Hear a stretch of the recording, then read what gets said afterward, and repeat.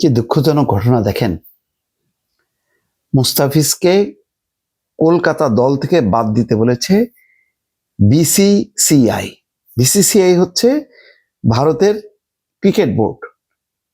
তারা নির্দেশ দিচ্ছে কলকাতা নাইট রাইডার্সকে যে তোমরা মুস্তাফিজকে বাদ দাও। কারণ কি জানেন?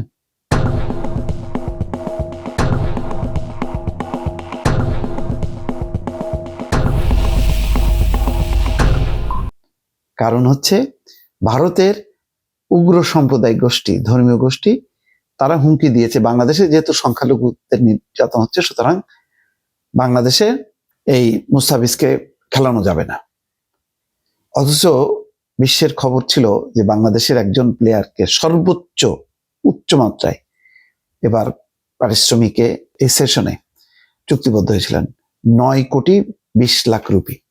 এরকম সুখবর যখন ছড়ায় পড়লো তখন দেখেন দৃশ্যটা দেখেন, এবং কিভাবে সেখানকার ধর্মীয় উগ্র গোষ্ঠীর কাছে নথি স্বীকার করলো একটা প্রতিষ্ঠান। এই প্রতিষ্ঠান, এসব প্রতিষ্ঠানই তো ভারতের যে সংবিধান অনুযায়ী তারা সবাইকে রক্ষা করে, যারা ধর্মান্ধতার ঊর্ধ্বে কাজ করার কথা। আজকে সেই বিসিআই সেই উগ্র গোষ্ঠীর কথা অনুযায়ী তাকে বাদ দিতে বলতেছে। একই সঙ্গে বিজেপির এক নেতা শাহরুখ খানকে, এই কলকাতা নাইট রাইডার্সের যে মূল মালিক, তাকে গাদ্দার বলছে, কারণ সে মুসলমান। খেয়াল করছেন? এই যদি চলতে থাকে, তাহলে ভারতে যদি এই ধরনের উস্কানিমূলক সাম্প্রদায়িক চলতে থাকে, তাহলে বাংলাদেশে আপনি এই গোষ্ঠীকে আপনি থামাবেন কেমনে? আপনি ভারতের যত সাম্প্রদায়িক সম্প্রীতি থাকবে, যত উগ্রতা বন্ধ হবে, তার একটা প্রভাব পড়বে আশেপাশের দেশে। কিন্তু ওখানে যদি উগ্রতা চলে, তাহলে অন্য দেশে তার প্রভাব পড়বে। বাংলাদেশে আজকে এই যে সাম্প্রতিক যে পরিস্থিতিটা, এটার জন্য কিন্তু ভারতেরও কোনো দায় নেই। আজকে দেখেন কোন দায় নিয়ে মুস্তাফিজের মতন একটা আন্তর্জাতিক মানের খেলোয়াড়, আজকে কোন দায় কাঁধে নিয়ে তাকে সরে যেতে হচ্ছে। অথচ এখানে তো তার কোনো দায় নেই।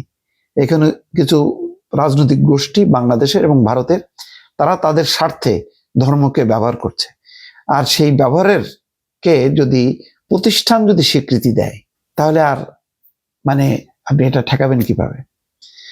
গুয়াহাটিতে বিসিসিআই সচিব দেবজিৎ সাইকিয়া ভারতীয় বার্তা সংস্থা ANI কে বলেছে, সাম্প্রতিক ঘটনার কারণে বিসিসিআই KKR অর্থাৎ কলকাতা নাইট রাইডার্স ফ্র্যাঞ্চাইজিকে তাদের দলে থাকা বাংলাদেশের খেলোয়াড় মুস্তাফিজুর রহমানকে ছেড়ে দেওয়ার নির্দেশ দিয়েছে।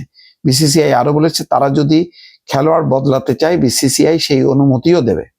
ভারতীয় সংবাদ মাধ্যম বলছে, বাংলাদেশের ধর্মীয় সংখ্যালঘুদের বিরুদ্ধে সহিংস ঘটনার খবর সামনে আসার পর কলকাতা নাইট রাইডার্সের সঙ্গে মুস্তাফিজের চুক্তিকে ঘিরে বিতর্ক সৃষ্টি হয়েছে। দেখেন কত বড় হিংসাত্মক মনোবৃত্তি, যে ওই যে 9,20,00,000 টাকা পাবে, সুতরাং তাকে ঠেকাও। এই প্রেক্ষাপটে 2026 সালে IPL এ মুস্তাফিজের অংশগ্রহণ নিয়েও ভারতে কেউ কেউ প্রশ্ন তোলেন।